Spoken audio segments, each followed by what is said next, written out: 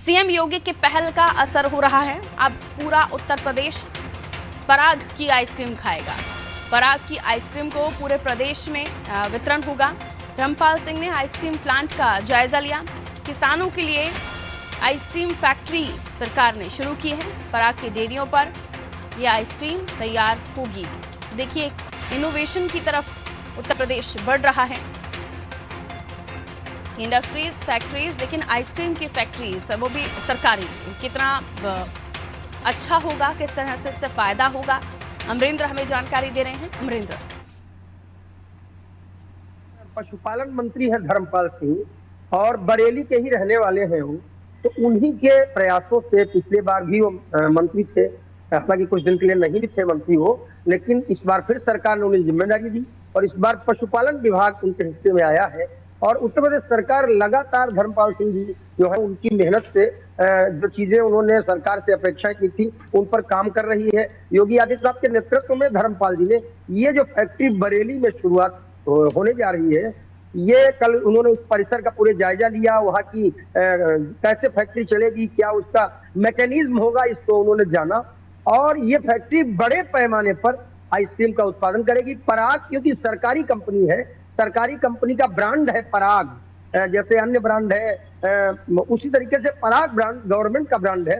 और अब पूरे प्रदेश में जैसे प्राइवेट कंपनियां स्पेशल प्रकार के ठेले डिजाइन करवा करके ऐसे चौराहों पर, ऐसी जगहों पर जहां पर शाम को या दोपहर में लोग जो आइसक्रीम के शौकीन है वो पहुंचते हैं, वहां पर पराग के ठेले नजर आएंगे। और पराग की ये फैक्ट्री जो है जो आइसक्रीम का उत्पादन करेगी वो न सिर्फ पूरे प्रदेश में बिकेगी, हर बड़े शहर में बिकेगी, बल्कि प्रदेश के बाहर भी उसको भेजा जाएगा। और लोगों को बड़े पैमाने पर इससे जो है जो पशुओं को पालने वाले लोग हैं, दुधारू पशुओं को पालन करने वाले जो किसान पूरे प्रदेश में है पारुल जी, उनको बड़े पैमाने पर इसका फायदा मिलेगा, इससे रोजगार बढ़ेगा और निश्चित रूप से ये किसानों की आमदनी को आगे बढ़ाने वाला होगा ही होगा।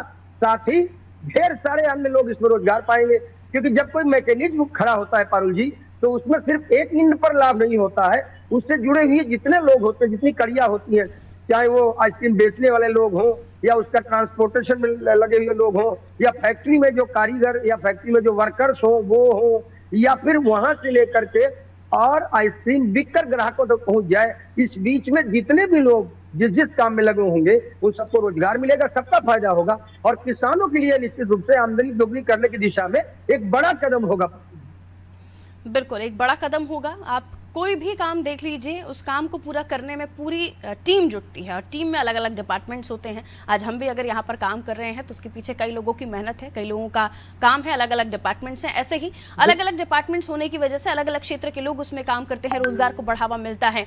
कहीं ना कहीं जो राज्य में राशि है वो ज़्यादा बढ़ेगी, कहीं ना कहीं जो आर्थिक स्थिति है वो मजबूत होगी और भी राज्य की। तो बहुत अच्छी एक कोशिश है और इसे किस तरह से आगे ये और बढ़ेगा इस पर भी देखना दिलचस्प होगा। मैं लौटूंगी अमरेंद्र आपके पास, अगली खबर पर आपसे जानकारी लेंगे। अमरेंद्र हमारे साथ लगातार बने हुए हैं।